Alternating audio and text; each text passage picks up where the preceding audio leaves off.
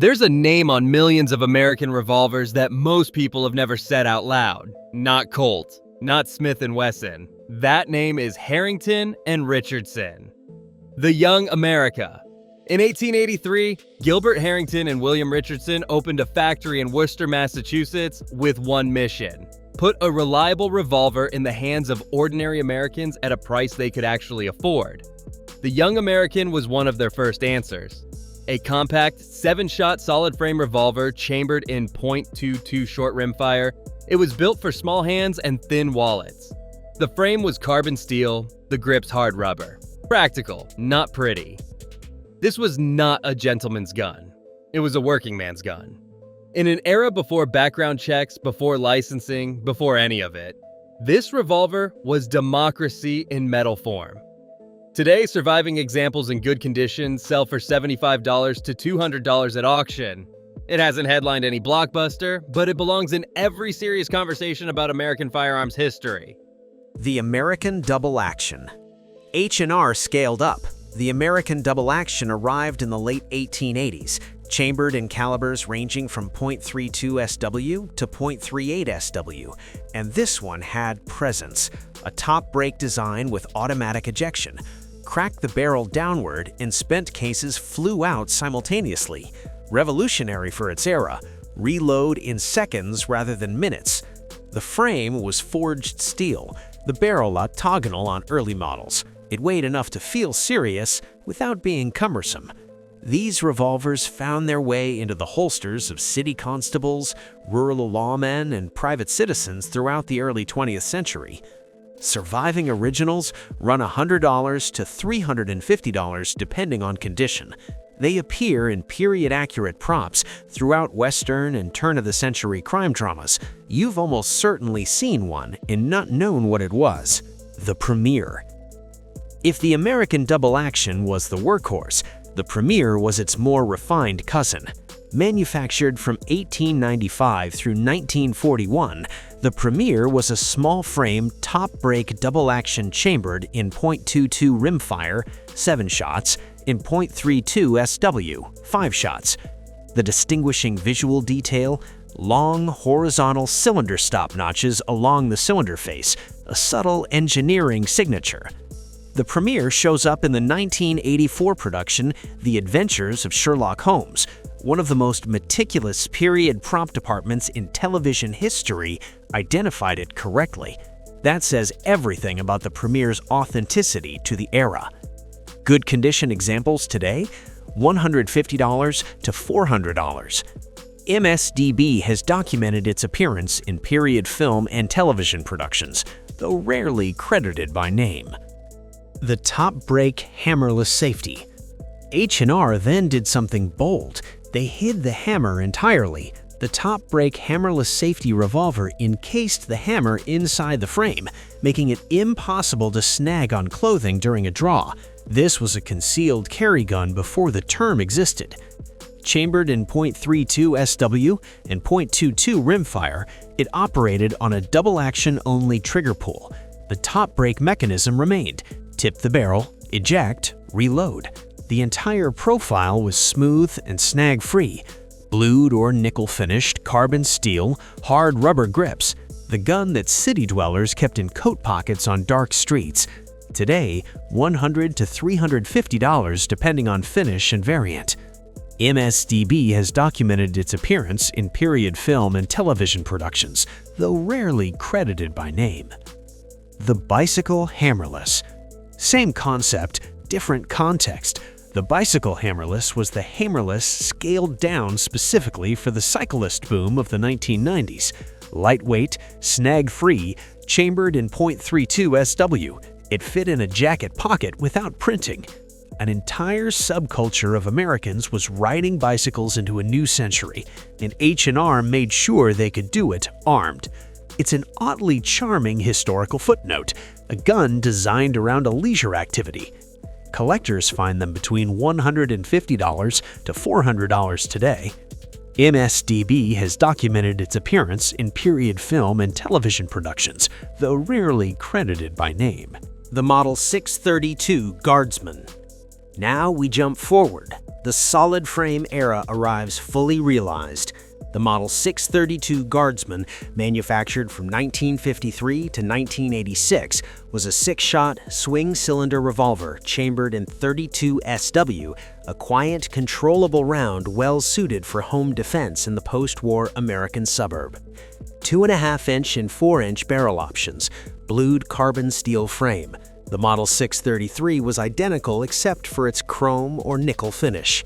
These are the revolvers that lived in bedside drawers and glove compartments across mid-century America. They appear frequently in crime dramas set in the 1950s through 1970s. Prop houses favor them for their era-accurate silhouette and their sheer availability. Used examples today, $100 to $225. The Model 732/733. H&R continued refining the solid frame concept with the Model 732, a 6-shot swing-out cylinder revolver chambered in .32 SW and .32 SW long, available in 2.5-inch and 4-inch barrel lengths. The Model 733 was the satin nickel version of the same gun, same action, brighter finish. These were budget tier by market positioning, but not by build. The swing-out cylinder was a meaningful upgrade over fixed-frame loading, and the .32 SW long cartridge gave it legitimate stopping capability for personal defense. IMFDB catalogs appearances of the 732/733 in multiple film and television contexts. Current used market, $100 to $200. The Model 777 Super Sportsman. Here is where H&R revealed genuine ambition. The Model 777 Super Sportsman was a target-grade revolver, 9 shots chambered in .22 LR with an adjustable rear sight and a ventilated barrel rib. Single action only. This was not a defensive weapon. It was a precision instrument for the competitive shooter who couldn't afford a Smith & Wesson but refused to compromise on accuracy. The action was hand-fitted on select examples, and the trigger pull reflected it. Walnut grips. The 777 is a legitimate collector's piece, an H&R that punched above its manufacturer's typical reputation. Verified examples surface in the $250 to $500 range today. It appears in the IMFDB records for several productions seeking an accurate vintage sporting revolver prop. The Model 922. The Model 922 is H&R's answer to a simple question. How do you sell a revolver to every American family? You chamber it in a .22 LR, price it competitively, and make it reliable enough that nobody ever needs to complain. 9 shots from a solid frame double-action revolver with a 2.5 to 6-inch barrel, depending on configuration. Introduced in the 1920s and produced in various iterations for decades. The 922 sold by the hundreds of thousands. It trained generations of new shooters. It sat in farmhouses, apartments, and hunting camps. Low cost, high volume, genuinely dependable. Today, $75 to $175 on the used market. Its ubiquity made it a natural prop choice. It appears in crime productions, westerns, and thrillers throughout the mid-20th century. Criminal Minds featured it on screen. The Model 929 Sidekick. 9 shots. Swing-out cylinder. .22 LR. The Model 929 Sidekick was the modernized evolution of everything H&R had learned about building affordable rimfire revolvers. The swing-out cylinder, a feature borrowed from more expensive revolvers, gave it faster reloads and a more intuitive manual of arms. Barrel lengths ranged from 2.5 to 6 inches. Criminal Minds documented the 929 on screen. Used in a Season 1 episode as the weapon of a serial killer, which tells you everything about the psychological weight this small revolver carried in a modern context. Used examples today, $100 to $200. For a gun that sold new for under $60 in the 1970s, that's a respectable legacy. The Model 949. The Model 949 looked back while the rest of H&R looked forward. A single-action 9-shot revolver chambered in .22 LR, it wore the silhouette of a frontier Colt. A Western-style grip, a loading gate on the right side of the frame, and the kind of lines that made it feel like it belonged on a movie ranch rather than a shooting range. It did, in fact, belong on a movie ranch. The 949 was a staple of Western television productions throughout the 1960s and 1970s, affordable, period-adjacent in appearance, and reliable enough for repeated takes. A gun that understood its role. Today, $100 to $200 used, with nicer examples approaching $300. The Model 999 Sportsman. Save the best for last. The Model 999 Sportsman is H&R's masterpiece, a 9-shot top-break double-action revolver in .22 LR that also accepts .22 short and .22 long, produced from 1932 through 1986 with only minor refinements. It represents over 50 years of continuous production. The top-break mechanism ejects all 9 spent cases simultaneously, elegant, fast, satisfying.